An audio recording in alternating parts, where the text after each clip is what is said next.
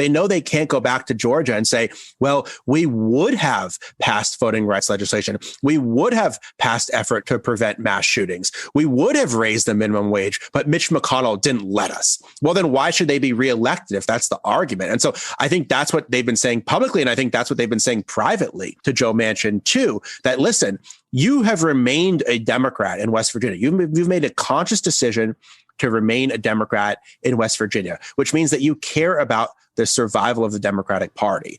And the Democratic Party is not going to be able to survive this. It's not going to be able to survive an onslaught of changing the rules, where between the combination of voter suppression, gerrymandering, and election subversion, Republicans are going to be able to take back one or both chambers of Congress, and then also use this incredibly anti-democratic filibuster to basically block hugely popular pieces of legislation. I mean, I don't think people realize that 41 Republican senators representing just 21% of the country can block bills supported by 80 to 90% of Americans. I mean, that's just so unbelievably anti-democratic. I don't believe the Democrats have done an effective job of pointing out what the filibuster means, that it doesn't just mean that you don't pass voting rights legislation, no gun control legislation gets passed, no raising the minimum wage, likely no action on climate change. All of these things that Democrats had a mandate to do aren't going to be possible. And so what's the message then in 2022? What's the message then in 2024?